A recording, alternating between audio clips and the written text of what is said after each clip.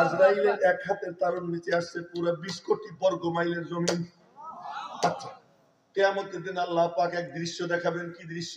7 আসমান দিয়ে পেঁচাইয়া কুদরতি এক আঙ্গুলে নিবেন, 7 জমিনকে পেঁচাইয়া কুদরতি এক আঙ্গুলে নিবেন, পাহাড়গুলোকে পেঁচাইয়া কুদরতি এক আঙ্গুলে নিবেন, গাছপালা তরুণতাকে সব কুদরতি এক আঙ্গুলে নিবেন, বাকি সমস্ত জিনিস কুদরতি আর এক আঙ্গুলে। এরপরে রব্বুল আলামিন এমন করে নাচাবেন নাচাবেন, সুম্মা ইয়াহুজ্জুহুন্না, এই নাচাবেন আর নাচাইয়া নাচাইয়া বলবেন আনাল মালিক, আমি বাদশাহ। আইনা মুলুকুল আরদ, জমিনের অহংকারীরা কোথায়? ওই সব বাদশারা কোথায়? এই কুদরতি হাত, সেই কুদরতি হাতের এক মুঠ জাহান্নাম থেকে উঠবে। সারু হুমামা, আপাত বস্তু কয়লা, আপাত বস্তু কয়লা, জ্বলতে জ্বলতে কয়লা হয়ে গেছে। কয়লা হইলে কি হবে? সিনার 4 আঙ্গুল নিচে একটা ছোট্ট ছিদ্র হবে, ওই ছিদ্র দিয়ে ফিনকি দিয়ে আল্লাহ পাকের নামের নূরের তাজাল্লি বের হইতে থাকবে। আল্লাহ বলেন না আল্লাহ। ওই এক মুঠ উঠাইয়া, ওই এক মুঠ উঠাইয়া আল্লাহ পাক জান্নাতের সামনে একটা নদী থাকবে, ওই নদীর নাম হলো নাহরুল হায়াত, জীবন নদী। ওই নদীতে ফেলবেন আর সেখান থেকে বের হবে কাল্লুলু, মতির মতো ঝলমল করতে করতে তারা বের হবে সেখান থেকে। ওখান থেকে বের হবে ঝলমল করতে করতে। সুবহানাল্লাহ।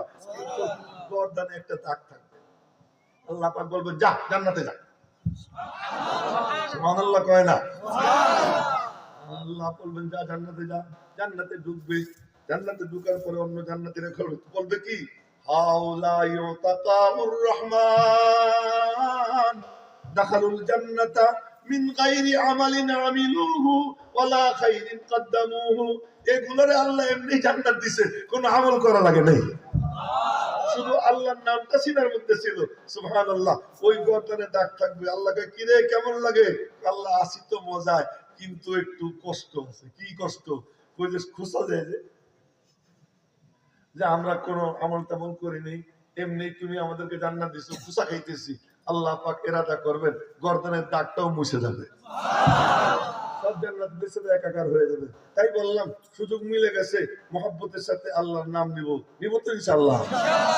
আল্লাহ, কোথা থেকে কোথায় চলে গেছি, কি বলতে চাইছিলাম আর কোন দিকে গেলাম, সময় কিন্তু 1 ঘন্টা হয়ে গেছে। 1 ঘন্টা হয়ে গেছে। আমি তো বন্ধ করিনি, আমি চালাইতেছি। আমি আপনাদের সামনে বলতে চাইছিলাম কি আর কি বল